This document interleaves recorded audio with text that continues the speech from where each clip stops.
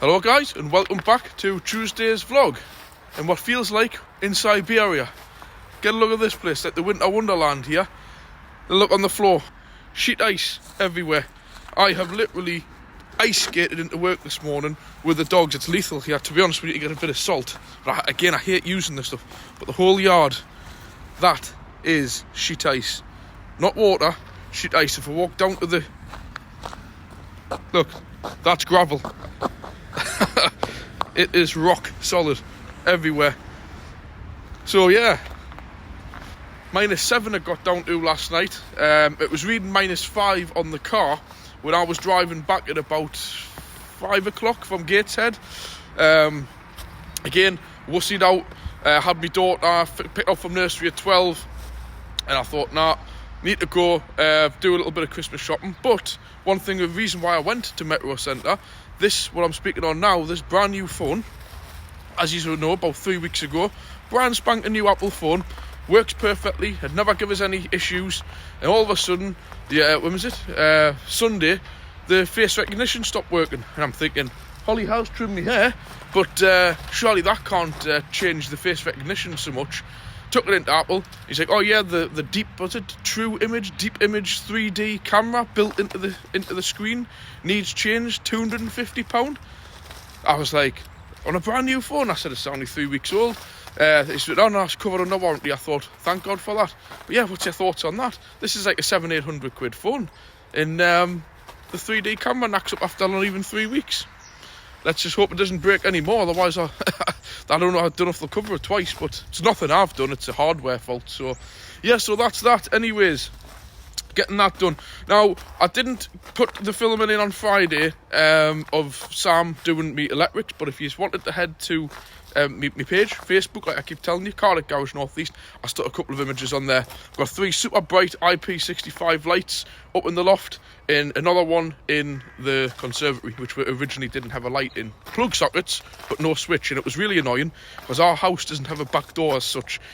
Our sitting room's at the back, and you've got to go through the conservatory to get into the garden, so it's a real nightmare at nights, being able to see the dogs to let them out in the garden. So that's fantastic. It not only lights up the conservatory, it lights up the whole garden like a floodlight, which is exactly what I was hoping it was going to do. So happy days, that's done. I might do a little bit of that when I can't show in the loft, because when it's so cold, I've got a lot of condensation building up there. I've cleared all the vents and everything. That's what I spent most of the weekend doing. I'm not going up there when it's this cold, because it lets the heat straight up and causes condensation. So while we're in negative figures, I ain't going up there. But I might show you guys a little bit of the work Sam's done. But if you want to do, just like I said, head to my Facebook page and have a look on there. Right, now, the Volvo. I picked up the S80. Like I said, that's at home. I'm going to do a walk. I'm debating. Again, I just want to say today I'm on a half day because it's my son's Christmas nativity. It 2 o'clock today, so I'll have to be away from here about 12:30, head home, get changed, and be across there for that. But I might take the Volvo with us and get some pictures of it in a nice quiet area in a walk round video, and do a quick midweek video of the Volvo of basically like for sale. It's for sale. I think it wants about £2,000. Not my car. Absolutely cracking car if somebody wants that one. I highly recommend that is take a look at it, and if you are interested in it, I can personally vouch for it. I've driven it round and it is sweet.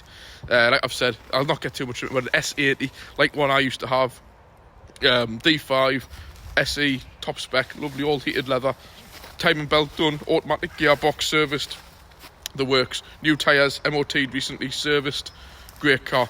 Anyways, we'll leave it at that. Like I said, today's going to be a short vlog, because I need to crack on with this job in here, and as soon as I've done that, get sorted and get home and get done. So what's actually in? I don't even know what that's in for. Some kind of a scan. My dad's just scanned it and rang her and told her to come and pick it up. She just lives down the road.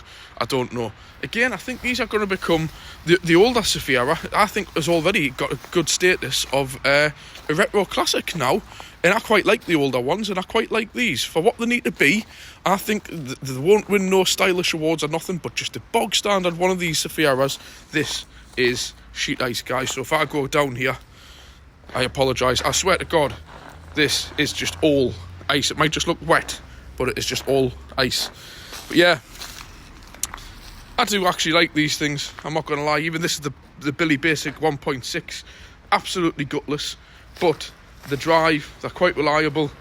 What more do you want, really? Nice little 7-seater. You know, I'm not going to win no awards, but I genuinely think they're a good car on a good platform. Very similar to what's on the Astras. Very easy to work on. Cheap parts. I don't think you can complain. And I really don't think they're a bad car whatsoever. And all these jokes about them going on fire, it was only basically down to a heater resistor. It's not like they're kind of dangerously built. All cars have heater resistors, and I've known a lot of cars practically go on fire because of them. So I don't really buy that joke about them setting on fire. It's just a bit pathetic, really. Plus, the fact is, it means you got them cheap. So a lot of good cheap Safieras went for absolutely no reason. Now, I'm taking my time here, because I am going to end off on my arse. I don't just mean it's a little bit slippy. I mean it is like, yes, like pure ice rink out here. So I'm just going to walk out to here and show you what we've got in. E220, as you can see, LED lights flickering and flashing away. I would have done a mid-week review on this, but I won't have time, because by the time this is done, I'm out. I quite like these. I quite like the way they look, I must admit. I think they're a really nice shape, excuse me. It's got the full LED package on, indicators, brake lights, the whole works. Probably bar reverse lights, which by the looks of it in there is just a standard bulb. So they've got LED fog lights, indicators, stop lights, but not reverse lights. I always wonder why they go that extra mile, not to make them full LED. But yeah, they are a nice, really nice car, these. I would have one myself in a state form though. Nice quality, really are nice quality, I will say. Just quickly show you inside. I do really like that dash with that clock, analog clock. Obviously the colour screen in the centre. Just nice quality interior. I will honestly give the thumbs up to these E-Class. I can't tell you the old code, you know, like the W203 and all that. I don't know what these are classed as, I ain't gonna lie. I love all that stitching on the door. This is your 2.1, or as Mercedes call it, the 2.2 diesel. Stupid idea here with the ECU on top of the air filter, but if you note, I've put a note on there when it was changed last. 68k. I don't think it's got many miles on now. I haven't got the miles, but that we're going to let them know next year. It's going to be an oil filter, an air filter, and fuel filter. And these are really expensive because they've got the sensor built into them. So this is just in for an MOT, an oil change. Nice easy oil filter. That's why it's running, just to let the oil warm up. And I do headlamp washer moment. I can never get these ones to work because on the Mercedes you've actually got to be driving them. So yeah, I can't do a headlight wiper moment, but they'll probably be frozen anyway. So I don't tend to touch these when they're frozen. And I wish cars manufacturers would build into the systems when it's frozen not to use these. So when you find when they pop up, they rip all of these little covers off, which is terrible. I always couldn't get away with the front end of these because obviously, yeah, you've got your headlamp washers there, but on the driver's side, it looks like you've got two. But on the passenger side, one. But obviously that's where you pull off to get the, showing you there, to get the tone eye. But I don't know why, I just can't get away with it. It just looks so odd. I know every car's got a tone eye thing, but I think they've really made that look crap, to be honest. That really lets down the front of these. What's your opinions? Am I just being finicky? But I just think it just looks so mismatched. The fact that they look so similar to that. If they just made it like a square or something, I don't know. I just think whoever's designed that really hasn't put any thought into it. Obviously the full LEDs or HIDs more than likely on this one at this age. But yeah, got this. You know my thoughts on these. Crossland X, I don't even know what that calls. Obviously it's a Vauxhall, but this is just a Citroen C3 Aircross. And I want to just go through just why I dislike them so much. They've got all the spec. Like this is a what? Was it written on the door up there? An Elite. It's an Elite. Don't get us wrong, it is top whack, guys. It's got heated steering wheel, electronic this, that and the other. Great. But it's got that awful little 3-cylinder 1.2 engine. It's not even the turbocharged one. So it's... Why would you have an Elite spec car with everything on, leather seats, the lot, and have a little non-turbo 3-cylinder rattle box with that horrible wet belt in? Oh, just awful. Even if it was the turbo one, I would give it a slight little bit of thumbs up and go, alright then, yeah, at least it's got a bit of poke. But they haven't, just everything from putting at this exhaust, it looks like flipping, you know, it doesn't even look like it's on straight, and no one's touched that. Just terrible. And all these little brackets on them rust off. This car's got next to no miles on, by the way. And take a look at this, and everybody gets on about my car's being undersealed or wax oiled. So I'll use it through the winter, and it's not going to do any harm. I just want to let you know this is the reason why my Mercedes, the ML, and the ZX are not on the road. They've all been fully land guarded, protected to the eyeballs. But when the salt gets on the road, it gets everywhere, and you cannot, no matter how well you try, get any kind of protection everywhere. And it's the bits where you don't, and this is just an example now, this is aluminium, how deadly salt is to it, how strong this salt is the councils are using. Look at this. Can the camera pick that up? They are little bits of salt that look like blisters, bits of water. Can you see that? It is not water, it's basically salt eaten into the alloy. Now it does that even worse on metal. That is like gel, by the way. That's not like water, damp. That is like, you can see it. Awful. So, just to show you, if you've got your pride and joy in this whole thing, which I disagree with, I do believe cars are there to be used. But let's face it, 8 months of the year, there's no salt on the roads, you can't use them. Does it really matter for the other couple of months, 2, 3, 4 months of the year, just to park them up and not use them? If you really do, respect your pride and joy, to use it through the winter in this country with the amount of salt that they spread, you're not really that much of a lover of your car. And I know you might say, oh, well, it's there to be used, they're not there to be blanketed up. I get it if it's the one and only car you have to use. Right, fair enough. But like me, I've got the Altea, which is a 10-plate car, I love it, but it's a daily. That gets used all year round, or whatever I had at the time, the A6, blah, blah. But the ZX, that C-Class, the fact it's been in Spain for 16, 17 years, and the ML, as we know, that's already had its dose of salt, and I don't think it can take much more of it. On the body, the chassis is solid, but the body is looking tatty, and it is just no point. You might all be saying, oh, it's winter, look at all that ice, you should be using the four-wheel drive. It's a point, it'll just look like an absolute shed come the start of the touring season, and you just look like a tramp pulling up on the site with a 20-year-old caravan, rusty old car. And I'm not one for looks, I could not give a damn what people think about me, but even just to the authorities, the police, DVSA, Rosa, if you're pulling a caravan with a rusty old four-wheel drive, you're going to get stopped. So that's why I don't use it, just to keep it at the stage it is. And in the 2 years I've owned it and not took it out in the salt, believe it or not, it's not getting any worse. Yeah, so that's just my thought on it anyways. I do genuinely treasure my ZX. The ML, purely I treasure the ML because I need it to tow the caravan. It's the only car in the fleet that will. The Altea's got a tow bar, but the weight of my caravan absolutely maxes that thing out, which I wouldn't do. And obviously I treasure the ZX and the C-Class, hence I've got them in the garage. So that's just to show you how bad salt is on the road, guys. If you do treasure your car and you're thinking, oh, it's protected, it's fine, you're still hammering it off. If you generally like that car, go and pick up a couple £100 banger and just hack that through the winter.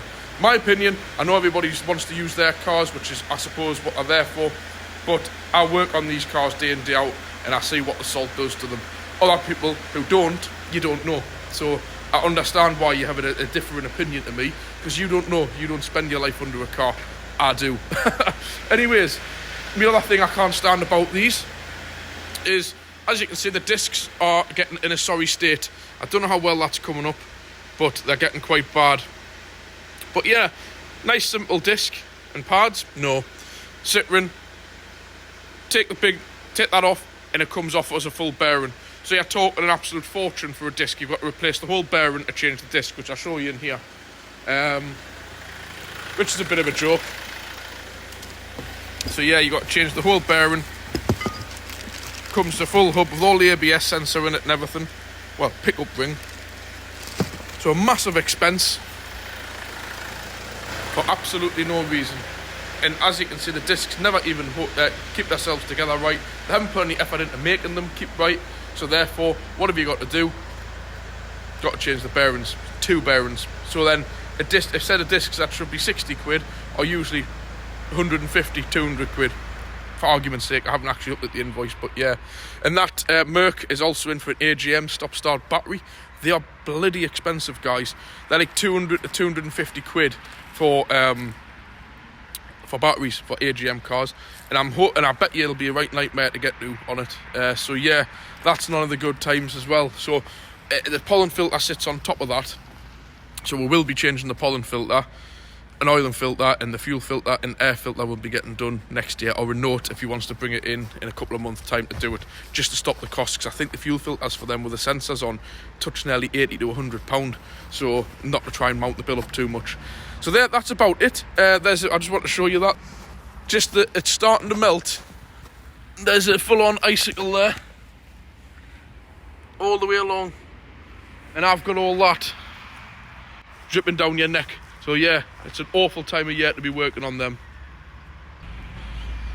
Yeah, they're the conditions that I've got to work in. It's not nice at this time of year here. I like winter when I'm sat in the house or watching the snow come down with the kids and having a bit lark around, but after that, I'm done with it. I'd rather have my shorts on. I'd draw the line at this summer where it was touching like 35, 36 degrees, but nah, not for me. Christmas Day, bit of snow, when I'm off over the Christmas, bit of fun with the kids, I'm done. But with this, down to -7, and slipping around the yard, it took us like triple the time to walk in with the dogs this morning, and I've got to do that again shortly to walk home. Ain't for me. The only good thing is, though, I will say, when it's frosty as this much, it's champion for us letting the dogs out, because the garden's that frozen, it doesn't trail all the mud back into the house.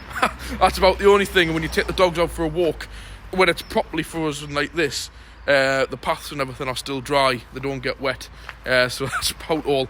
Anyways, I'll catch you when I've got these discs stripped down. I'll show you what they look like, and this Mercedes, there's not really much I can show you on it. I need to crack on, so I'll catch you soon. Hello guys, this will probably be the final part of Tuesday's vlog, because I need to get this sorted and get away, like I mentioned, as Charlie's school play. So, oil filter is out of the E-Class 2.2 diesel, pretty much exactly the same oil filter housing as what's in my ML. One thing I will give the Mercedes is they do tend to use the same kind of filters and whatnot right across the board. If you look, that filter's got 2 lines on it where you push it down to. It's exactly the same on my ML, most of the diesel range, and so on. So that's that. I just want to show you a stupid idea on this. Plastic sump, but with a metal sump plug. Just the usual kind of nonsense for what reason we need to have a plastic sump over alloy or whatever else they used to use. They never used to rot anyway. Who knows? So I want to show you this. This side's all built up. So there's your new disc on, pads, caliper wound back, and the usual wax oiling of the pipes, the little tiny Allen keys which hold the caliper carrier on, the sliders, and the top edges of the pads greased. Nice and free, job done. So that's that side done. Just wanted to show you the other side and how they look stripped down. That's like basically known as like your stub axle. The new discs slide over. Obviously all the rest of it you've got I've put them away. You've got like the captive washers and stuff on the... It's all been put away, but you get the idea. That's just to go on now. I just want to show you the old one. So there's your ABS pickup ring, the bearing assembly.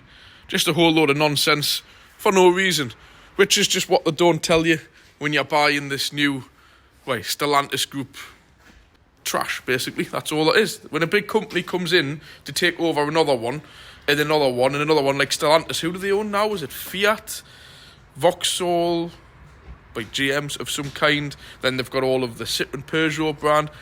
When these big companies come in, they're not into making improvement. They're into fill their pockets and buy up, obviously, brands that have collapsed or whatever. So all they're interested in is keeping the brand name going and just chucking the parts bin and just making a complete mix-up of a vehicle out of everything. So like I said, they've used the Citroen C3 Aircross, changed all the body panels, stuck a Vauxhall badge on it, and then called it a Crossland X.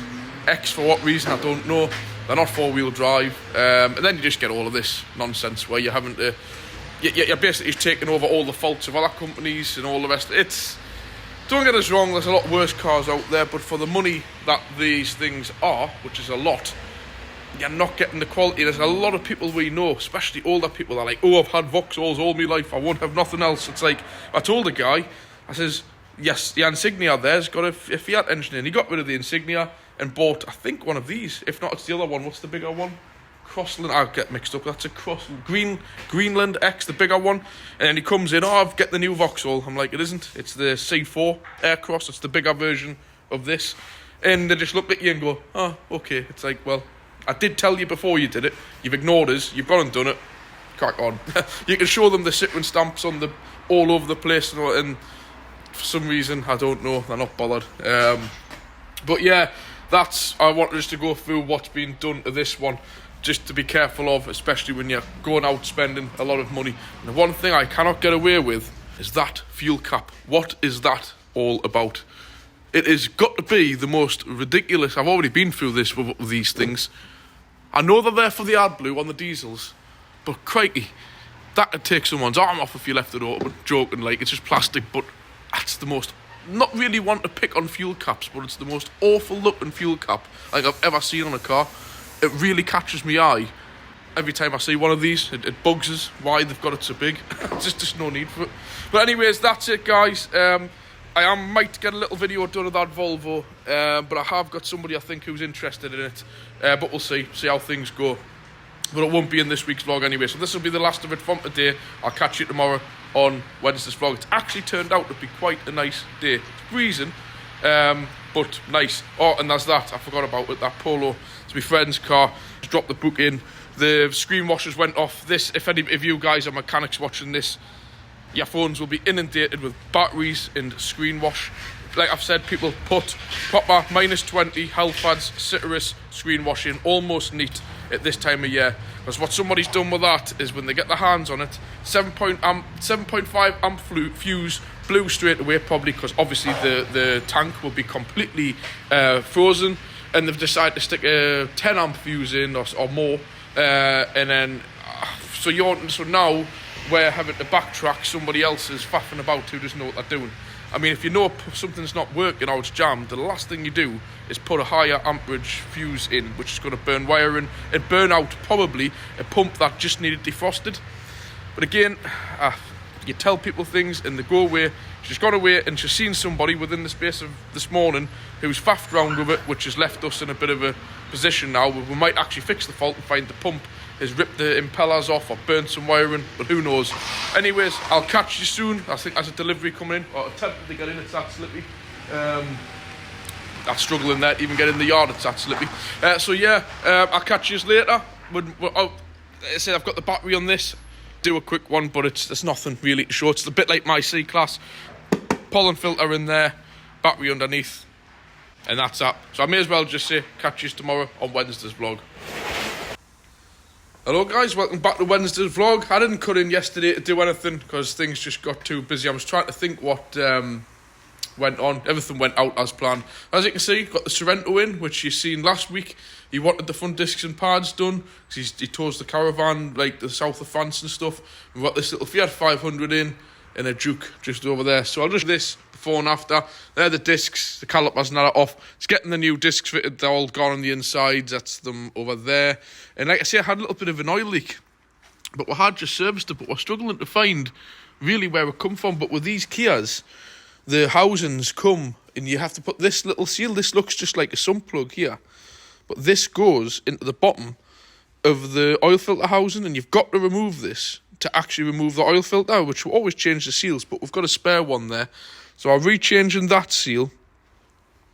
Check the sump and everything. That was bone dry. So whether or not there was just a little bit of residual oil sitting, there's the sump.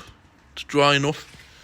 As you can see, the pads are getting the wear indicators. They're just generally getting low for the miles he does. He could have gotten a little bit more out of them, but he wants them so it's right, because naturally when you're in France, he was telling us a scary story about this. Obviously in the south of France it's hot.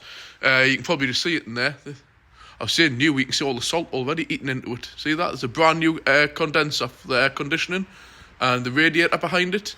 He took it in and he said he wanted it done, so he got the condenser changed. And the guy noticed a bit of a leak on the radiator, and he says, you need the radiator changed. This is in France, by the way. And then he gassed it all up, put the new radiator on, didn't work. The compressor failed, or had failed, which he probably should have checked before doing it. And he needed a new one of them. Have a guess how much that cost him? €2,500. And as we know now, euros aren't a great deal different to the pound. argument, call it $2,500 it cost them just for a condenser, a radiator, and an air conditioning pump. So he says absolutely anything at all the car even slightly needs, do it before I go away, because naturally you've got the language barrier, and it's just a different ball game when you're in a foreign country getting mechanical work done, especially to right-hand drive British cars. So yeah, he wants them done. As you can imagine, he tows quite a large caravan. You want your brakes pretty much spot on, so I give them kind of people the thumbs up. People who actually want work done to their cars to keep them safe, rather than people running things till they fail, which is the majority of people these days. But there we go, got my Nissan Juke. Doesn't take much running these things for them to fail. You know my opinions on them. You've seen the ball joint on this the other day, but this is in for MOT and service. It's had the oil and filter done. This is what we've got to deal with when it's like this. As you can see, it snowed again last night. It's due to get down to -3, -4. So all of this is just going to freeze. But it's beautiful. When the sun comes out, great. But if you look at the state of the garage, when all the cars come in thick with ice and all that awful stuff in the wheel arches, you may as well be working, having a shower. A freezing cold salt shower, awful. So that's what we've got to deal with, hence all of this stuff on the top. You can't expect people to get it off, because the first thing in the morning it's absolutely solid. You would damage the paint, but we're getting it all off around here, off the bonnet area, but not a great deal to speak about of this. I was going to joke on, I might even do this week's Love or Hate. It'll already have gone out by the time you watch this. I'm going to take a picture of this and put it on. We'll do the weekly Love or Hate. I'm not going to comment on it, I'll let you guys comment on that. Because I know it's not very well favoured. Who else is that famous guy? Richard Hammond. He absolutely loves them. I heard him actually getting himself angered about that a few weeks ago on, what was it, the smallest cog he's doing? Yeah, he's not overly keen with those either. Fiat 500, you've seen this last week, it come in with a misfire, and I've done the code reads and it's come up as a misfire on cylinder 1. And what I did notice when I checked the oil, this plug lead was a bit loose, and when I pulled it off, there was a bit of corrosion on top. I noticed on top of the plug, which is common fault on these. So what we've got to do is, I know for a fact, look, I seen the plug, it was an original Fiat one. This has got about 45,000 mile on. So I already told the lass that I don't need a set of spark plugs and a set of leads. Common on these, common as anything, but you've got to take all the air filter housing off. So, funny enough, she texted us last night and she goes, would it be much to do a service on it while it's in? I'm like, well, the spark plugs are part of a service.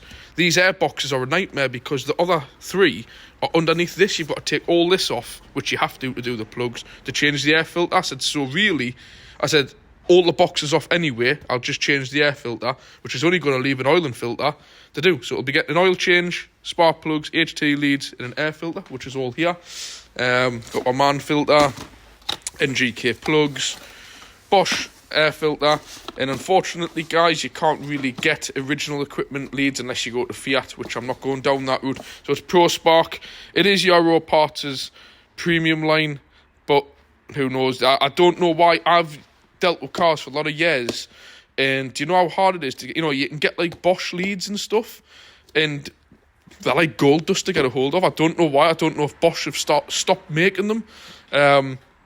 The common ones that used to go all the time were the Ford engines, like the Z-Tech, like in the Focuses, the Fiestas, and you could get like a Bosch coil, no problem, but trying to get Bosch leads were impossible. So I don't know. That's all you can get these days. There may be a reason for it, which I don't know. So like I said, I'm going to get this stripped. You've seen that one. You'll see that one when it's back together. I'm going to strip this down. I'll show you it in its sort of stripped down form, and then I'll show you when it's rebuilt. But that's pretty much it for today. I don't know if that housing's there. Here it is here. Just so I can show you what I was meaning. So that silver bung, it's a different one to normal, goes in the bottom of it. But because that, if you just put that into place, just pop it to it. When it's in place, you actually physically can't fit the socket over it, so you have to remove it. It's not like it's a weird one. There's not many other cars like that. You physically can't take the oil filter out without removing that little bung, which we don't tend to mess with those little bungs on the Vags and stuff, because what you tend to find is, which I've actually seen in another garage with a serious oil leak, was one of the Vag ones with a plastic little thing that didn't seal properly, and it absolutely pours oil out everywhere.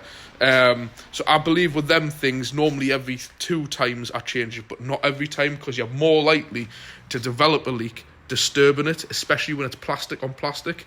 There's a few cars like that. The fuel filter drain has as well. You're better off just leave it. If they're bone dry, just leave well alone. Don't touch, because you'll end up snapping it, because they're normally just tiny like that.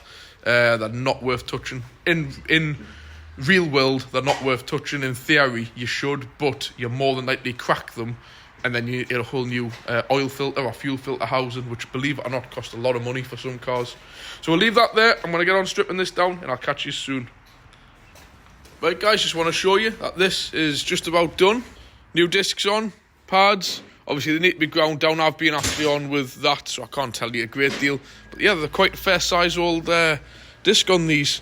Again, going to my review of this car, I think they're really good. Nice, strong, healthy looking components on it, you know. It's getting on now, 2012 car, and it seems to be holding itself together really well. So yeah, that's what I like to see. Some nice beefy brakes, new ones. That'll be good for when it's got the toad. Had these, just to show you, had these bushes done a few years ago. They're quite common, but no big deal. So yeah, that's that. Just going to get the wheels on it now, and I'll come back to you and I'll show you what's been going on with the Fiat. That's the wheels on, easy as that. We wish. Anyways, on about wheels, these, I said it last time, the Uniroyal, what's it called? The Rain Tyre, Sharkskin Technology. Rain Expert 5. I do actually quite like the look of these. And I've heard some good reviews on them. Probably better I was showing you them in a bit better light out here. But, yeah. Never used them before, but I've heard some good reviews. And when you look into the treads, they've got like that sort of, I don't know, it's like a textured area. I've heard good reports, so I might actually even look into some for my own car. We'll see. So yeah, that's this anyways. Simply just the brakes to be done, which were advised for the MOT. The little Fiat, they're the leads. They're a nightmare, these, sometimes, because half of them are exactly the same length. And they go on really queer. They're just an awful design. Which goes to my point of these Fiats. And not only do I not feel enough interest in them, or Alphas, or anything like that, it's just the way they're built. They're not nice to work on. They're not nice to anything. That's why I've never, honestly, you won't believe it, I don't think I've ever owned a Fiat. And if I have owned one, it's been literally for a few days to sort of sell for somebody or to scrap or whatever. I just don't feel them. Working on them, driving them, I don't know, just it's not there. And I'll show you why. These little things are a nightmare, so I've obviously put some grease on them. The bottom ones that sit on top of the exhaust rust away to nothing, so I've had to grind like a slit into one of them to make it like a flat-headed screwdriver to get them off. I know they're just little things, but these fire engines have been around a long time.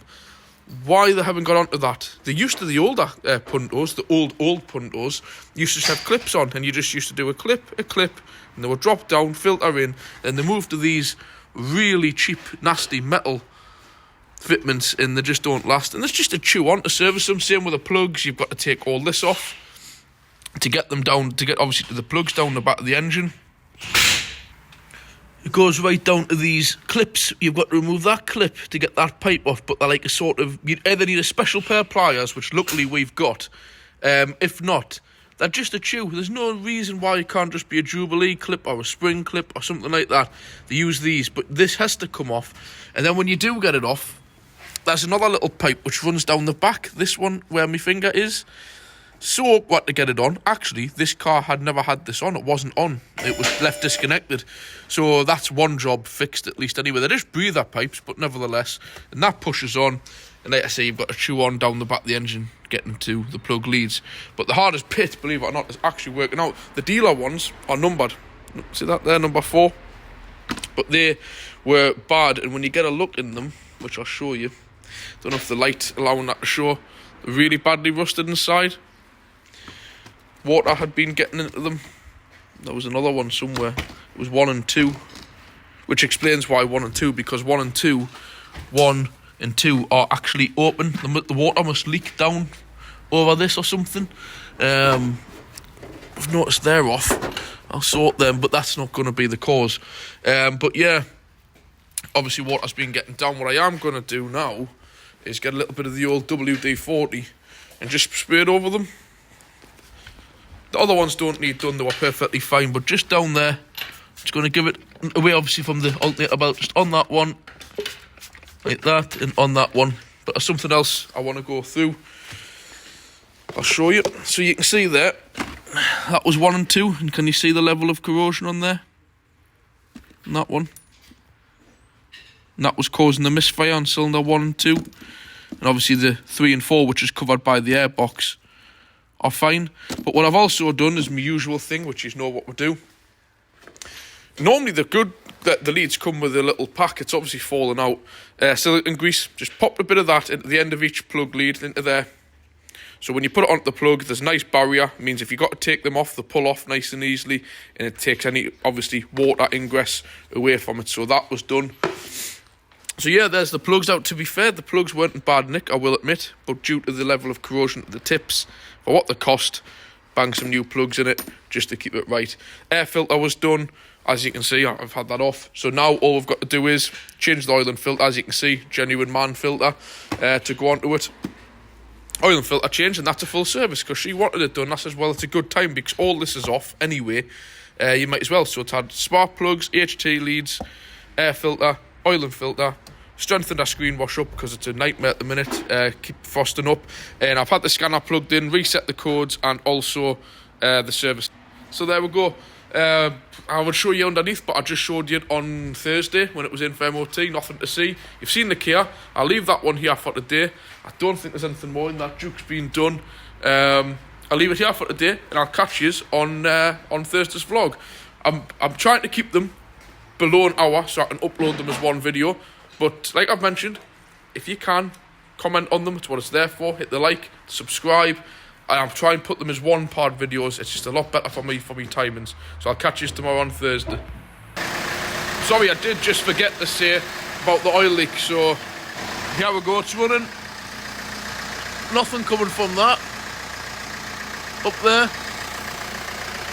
Nothing what I can see coming from there. That around there is just basically residual oil. So yeah, we'll just have to monitor that, check there's nothing more leaking on it. It's one of them things when you're dealing with cars, you know, you replace the seals and everything, and there's always a little bit of oil stops there, so it's not always as easy to detect a leak, find a leak or anything like that. Just thought I would add that quick clip in. Catch you on Thursday.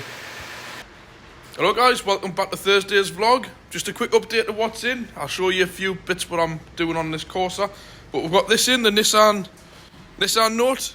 We had the Nissan Juke in yesterday, which has I've an overwhelming response on the old love or hate. The Juke on the other hand, the Note on the other hand, I don't actually mind. I mean, no, it's not a car I would personally go out and like spend tens of thousands of pounds on. But as a general vehicle, as a mechanic, I don't think they're too bad. Not keen of the latest engines in the newer ones. What do you call it? They've got a funny name. Forgot what they're called. Nissan call it some queer name. It's just a Renault engine. But again, even these ones aren't the best where they've got the manifold coming over the top of the plugs. And it's some kind of development. This isn't the turbo one, I don't believe. Nothing like that. But, you know, little 3-cylinder things. And then they've got the inlet manifolds coming over. They're not bad, but the 4-cylinder Nissan engine, what was in the earlier Notes, was a lot more reliable and better. But of course, emissions reasons, that's just the way that they had to make them on these. Obviously, you've got the old stop-start battery on them. You know, they had to keep up for emissions. 9 times out of 10, they don't change engines because they want to, because they have to because of the emissions regulations. But yeah, canny little car actually, with a bit body kit on.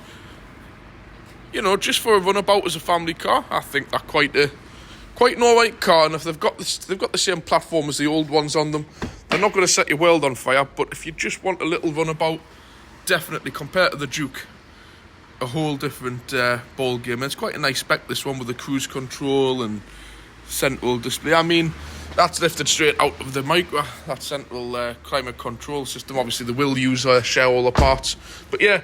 It's not a great deal to speak about this, just topping up the oil, in for MOT, it's had a check over, everything's good, happy days. Got this in, BMW 1 Series, I think it's a 116D diesel. I I'm not even sure the engines in these. I don't pay a great deal of attention because, as you know, I'm not a massive BMW fan. But when you look, I'm sure it's a 3-cylinder diesel, you know. But look, I don't know if you can see how much movement is on that exhaust. So it's running. It looks a lot worse by my eyes. I don't know if it picks that up on camera. But yeah, the 1 Series, I would be tempted by a 140 or a 135i if I got a chance of a 1 cheap. But anything else, I'm just not interested. Unless it's got the 6-cylinder engine in, I'm just not interested in anything BMW-wise with the 4-cylinder. And I believe these are 3. And I believe the petrol ones are the Prince. I don't believe, I know the 1600 petrol ones are the Prince engine, Citroen Peugeot engine, terrible engine. And it's just not what you expect to have in a BMW. I'm going to actually be working on this and servicing it, so when I've got all the engine cover off, we'll go through under the bonnet. But yeah, they're all right. But what's this in the same league as a Focus? I'd have a Focus all day long over one of these. Say Toyota Corolla. I would have the Corolla. You know, they're like an Astra size. An Astra, mind the new Astras, I wouldn't have them. They're not that great, I must say. But you know, Golf size, Leon, all that kind of stuff. You know. They're not a bad car, but at the same time they're not a good car. I'm not going to pull it to bits too much because, like I've mentioned, if it was the 140 or the 135i, I would consider one. But I do say the seats are so low in these things and very, very uncomfortable. I don't know why, but I've yet to be able to get comfortable in a BMW. I mean, when you look at that padding on that seat, it's like next to nothing. It's rock solid. And this is just a base spec one, so the sports ones are even firmer again. And there's a degree of how firm you want a seat to be. But yeah, this is just your kind of dashboard. Pretty standard across the range of BM. With your sport and eco setting there. And your, what do they call it? The iDrive. And a semi-digital dash. Actually, it's not there, genuinely pointers on there. But yeah, I mean, what's up with the speed? I don't like I hope there's a manual readout for the speed, because you see that 30, it's so unclear. It's one of my pet hate guys, unclear speedos. But I will say, if we jump in, I think it might have a setting to make it tell you the speed. There's all sorts of codes coming up with service lights, battery remotes. I would hope it would have. There we go. I'll let it off because I hate that. I really do hate the 30 being so unclear. But having got an array of warnings: tyre pressure warning, low battery in the key, say inflate tyres, and when you start it up it says service. Some people just take cars for a joke. It's quite scary. They'll just jump into these things, blast along at 60, 70, 80 mile an hour plus, and they've got tyre pressure warning lights. They know the car hasn't been serviced. The tyres are probably baldy. There'll no doubt be no screen washing. It's worrying. It's really worrying how many people just jump into cars unless you know it's got a fault which isn't going to cause you any issue. Like me, I'm a mechanic. I'll sometimes get into a car with God knows what lights on, but I know what the fault isn't going to cause an issue. But these people could be driving around legitimately with a flat tyre, almost flat tyre, have a blowout, a bald tyre, you know, all these warning lights coming up, and they're just like, yeah, I've got to get to the gym, that's more important. I've got to get to Starbucks for a coffee, that's more important. I've got to go and meet me mates, that's more important. It's like, just check your tyre pressures. Change your bulb, put a battery in the remote. I know that's not going to hurt anybody, but you know, it's the first ones crying when they come back to the car. I'm trying to find where the key is in this thing. I think my dad's got it somewhere. These contactless keys, when they run out of battery, you've got to put them in a special place. I'm just looking for it now. Every car has them. There'll be a place. Is it on the column? Excuse me. There you go, you see. I've spotted that because I know that. But oh, there we go. It's an on, like you say, remote. I don't want to stop it because I can't. I probably haven't got the key on us to restart it. But yeah, these are the type of people who will come to that car after being to that important meeting with their friends, come back to the car won't start, and then it's World War III. They're on the phone to mommy, daddy, grandma, granddad, their mate, this, that and the other, help, emergency, it's -1 outside and I can't get the car to start. It's like, yeah, but you've seen for like 2 months, 3 months saying that the key fob's going flat. I know where that thing is down there, but a lot of people wouldn't have the common sense to actually to know that. And most people, even when they're ringing their parents or their friends, wouldn't know that. And it will literally take to the point of someone like me to have to go out and go, oh, you just put the key on there and then it'll start up. But there you go, little things which can turn into genuine panic. And in a joking way, it has been actually really cold lately, you know, like -7, -8 around here. And if you generally are just been to the gym, and you're coming out into your car and you're wouldn't necessarily fair enough be at the car park of the gym because you would go back in there, but you know, you pull over somewhere and you just accidentally turn the engine off, or you turn it off to reset something, you come to start it back up on a cold country lane and the key won't register. It takes you a lot of remembering, but you won't know that there's a key thing, like manual key thing. So yeah, I'll stop rambling, but there's a lot of issues nowadays with people just jumping into cars and just totally disregarding all the warnings on them. I know modern cars are a bit over the top, but people just don't seem to give a damn these days. It's all about them and their important lives. It doesn't matter if their cars are, you know, running on flat tyres, bald tyres. It's somebody else's fault, isn't it? Anyways, my dad's just give us the wave there. We'll pull it into the garage, and like I've said, private land, so I'm fine. And with this being rear wheel drive, I'm going to take it easy. We'll pull it in, we'll probably go through a light check. And I'll show you what I'm doing to the little Corsa. I'm just busy getting a bit of a warm up. Right. You'll probably want us to do the lights more than likely. Or you want us to take it back out, get the ice off it, because otherwise we're going to get completely dripped on. So I should catch you in a second. In the meantime, I'll not tell him this while the old man is clearing the snow off. I'm clearing the ice off my feet. I've got it on full blast, full heat, on the floor, because I've just walked in with the dogs and I've been on the floor outside. I am defrosting my feet because I swear to God, my toes feel like they are blocks of ice. So don't tell me, Dad, I'm just going to sit here with a smug face, like this, while my feet are getting nicely warmed and his hands are freezing off. Shh, don't tell him that though. He asked us to pull the car in. That is currently my job that I'm doing.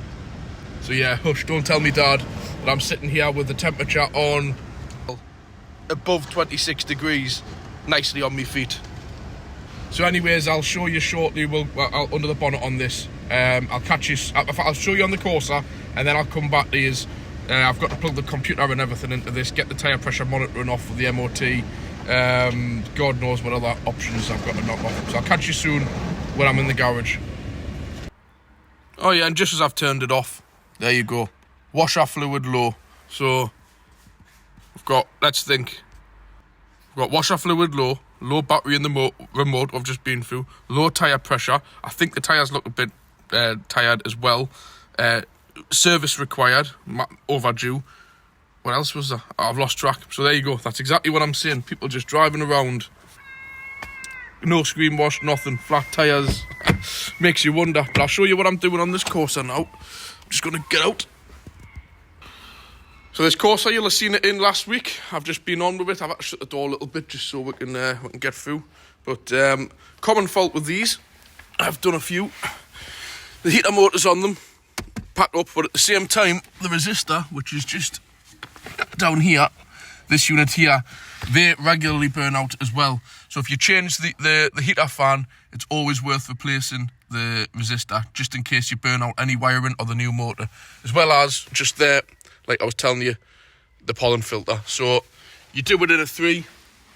I've got the parts over here, which I'll show you. Like I said, obviously I've been on, start the video, removing the glove box, the under tray, little bits and bobs here and there. But I'll just show you somewhere, wherever I put it. I don't know if I put it away into the car. Oh, it's down here. So yeah, a genuine Denso, which I'll show you when I take the old one out. It'll be original, what the car left the factory with. Fiat one, because it's actually a Fiat. That's what they are, a Punto. Not quite sure on the branding of this. I'll just double check it when I open the box, and there's my pollen filter. So I'll catch you when I've got all the old stuff out, and we'll compare things across.